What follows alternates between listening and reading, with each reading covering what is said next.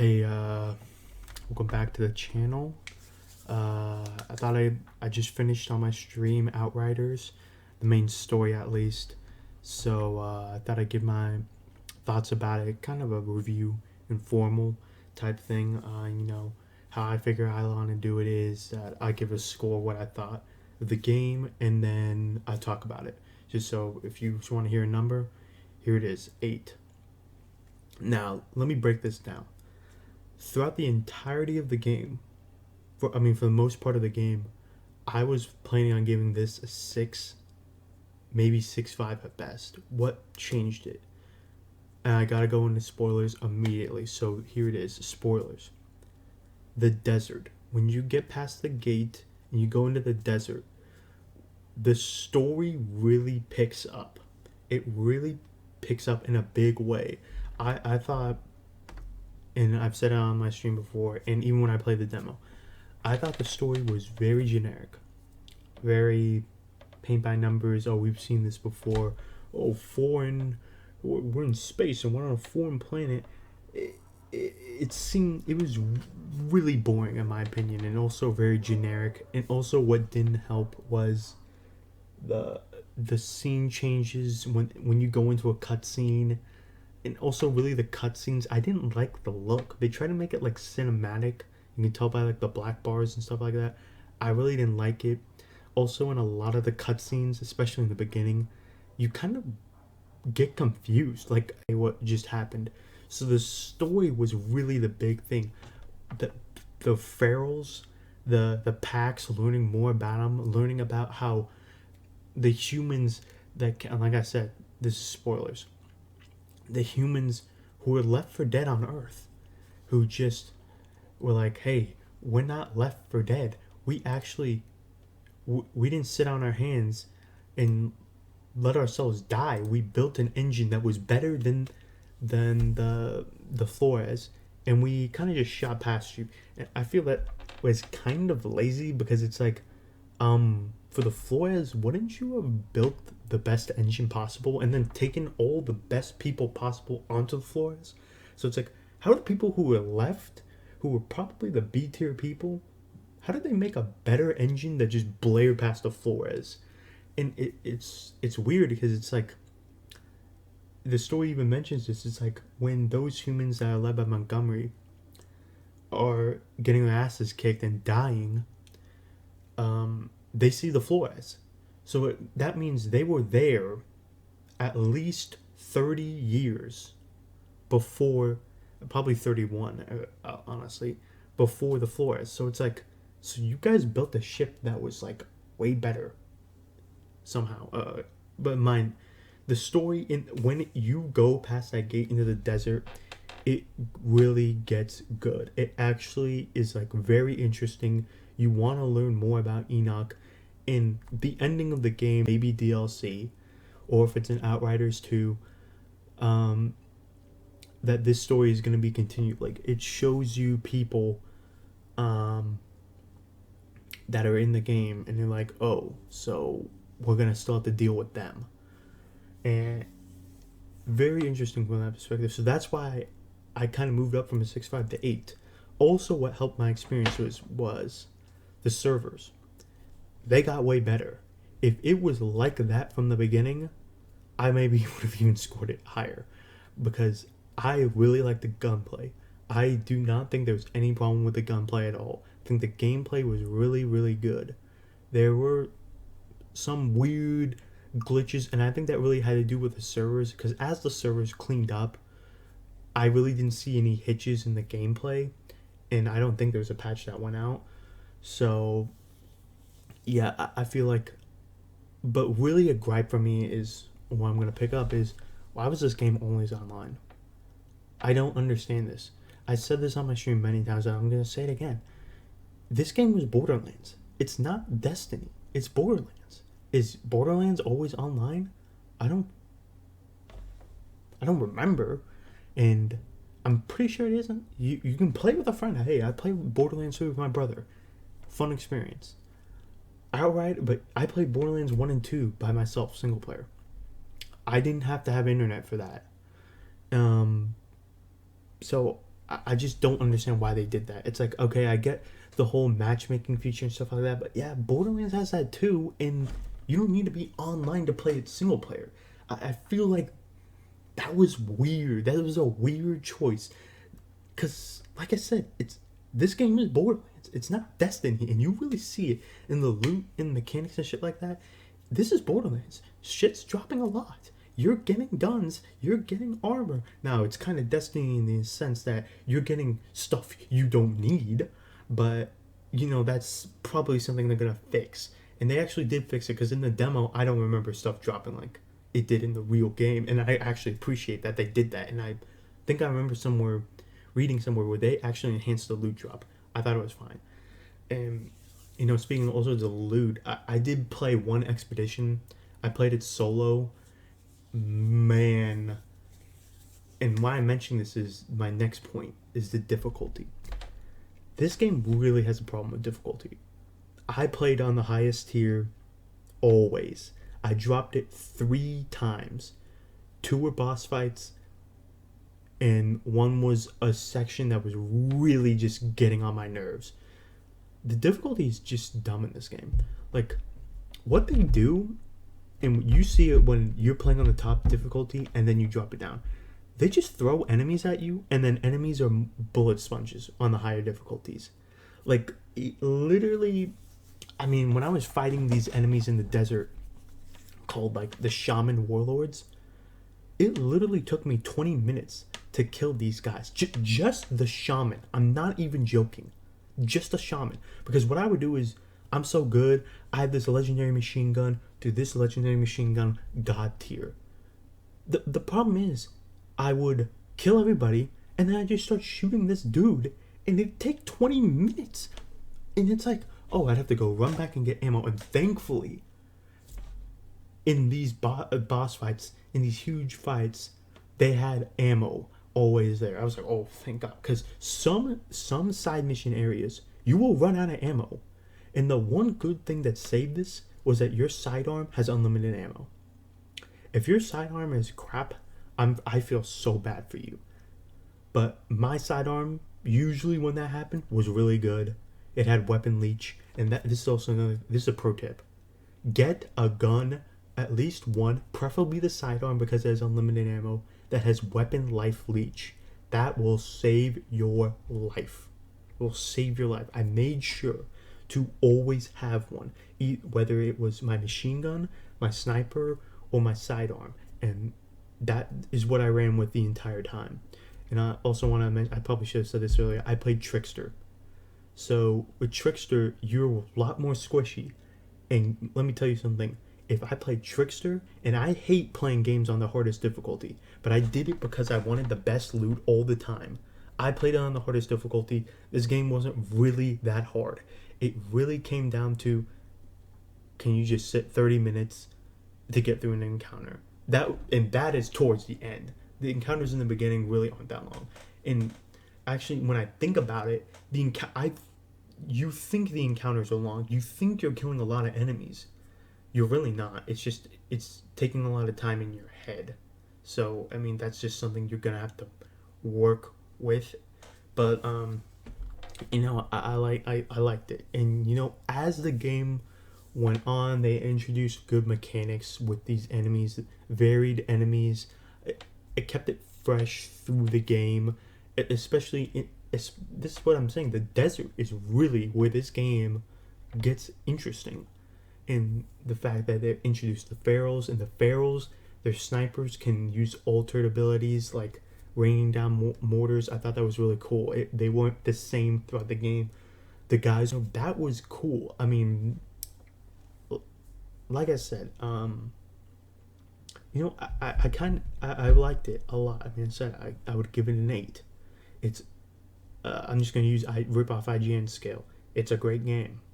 Play it if you like those looter shooters. You want to play, and this is the big thing. I was really in a mood for this game. I was actually thinking about playing an MMO like Final Fantasy 14. Then I was like, oh, I have to pay a subscription cost every month to play this game. I'm sorry, I already paid for the game. I'm not doing that. And then it's like, oh, I have to do 100 hours just to beat the base. So this game hit at the perfect point. And I played this on PS5, so I dropped $60. I had it on Xbox, but I was like, ugh, do I really want to play that prologue? And that I will say this, that prologue is terrible. That prologue is so bad. I will. I mean, it's really funny. The prologue is bad. That the main town to the forest is okayish. It's like that 6-5, I would say. And then the desert is really the good one, the good shit. So it ends really strong. That's what I have in my head. Now let's get down to the technicals and the servers. I said this earlier. This game did not need to be always online. The server issues would not have been a problem had this game not been always online. I mean, I think they still haven't even fixed crossplay.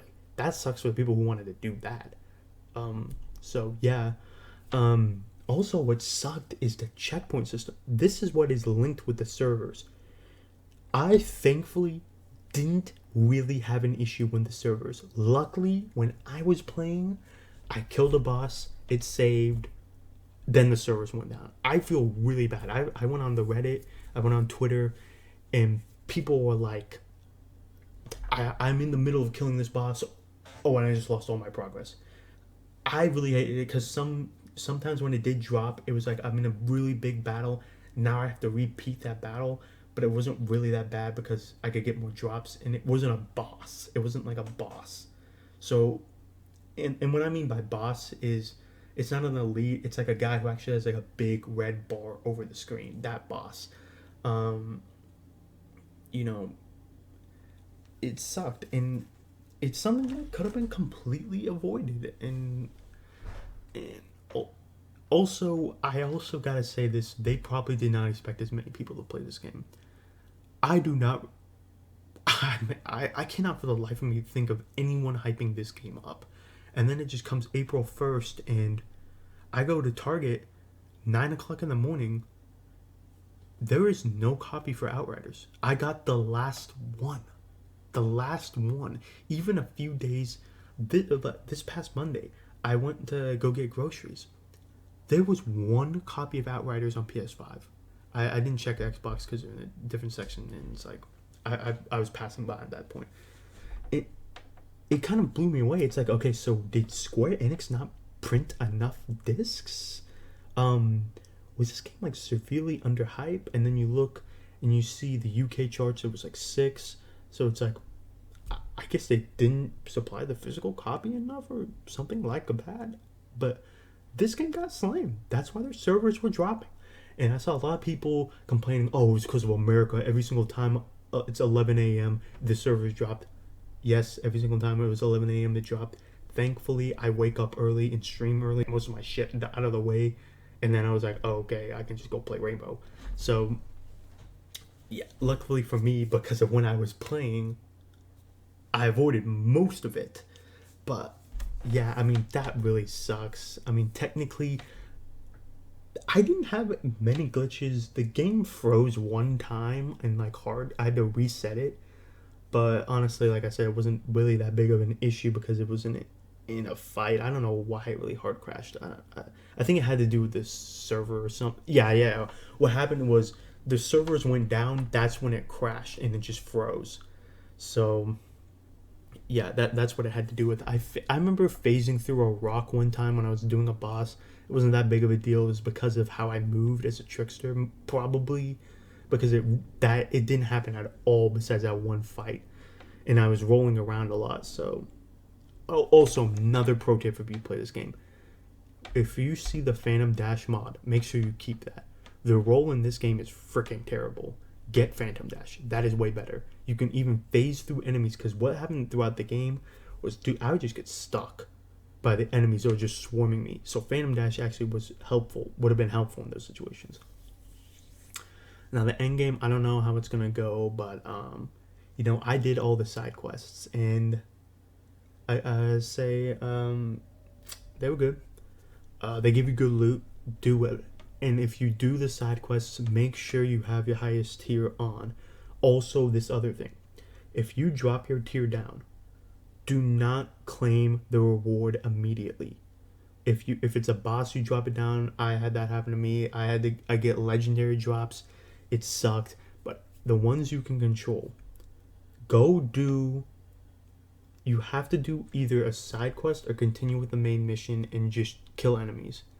If you kill an enemy and you reset your tier back up, it allows you to reset the level back to where it's supposed to be. Because what happens is if you drop the tier down, and this is totally fine by me, if you drop the tier down low, you say you drop it from 10 to 0, that means your shit is going to drop at that 0 tier. So in order to reset it, where you physically go back in and put it at 10, go kill an enemy, go kill enemies, go do something, it resets your tier. It happened to me one time. I made sure it happened never again. It's a good countermeasure so people can just go, okay, I'm going to drop this down to 0 and then bump it back up to 10 and just shoot this guy one time and kill him. I honestly don't have a problem with that. I think that's fine. I actually did test this where I dropped the tier down to 0. In a fight, enemies spawned, they all dropped to 0. Then I boosted it back up to 10. When new enemies spawned in, they were at that 10 tier level. But the rewards were still on that 0 tier. I had to keep going in order to reset it. So that's also another pro tip. You have to just keep... You just have to do another instance, basically. So that's my thoughts of Outriders. I went on 17. Wrap it up. Story, weak in the beginning, weak in the middle-ish, and then as you go to the desert, that's where it picks up. Gameplay, solid. Loot, very good. Problem is, my little gripe with it, like I said, I played on the highest tier all the time. I did not get legendary drops, really, unless it had to do with a mission. This is another tip.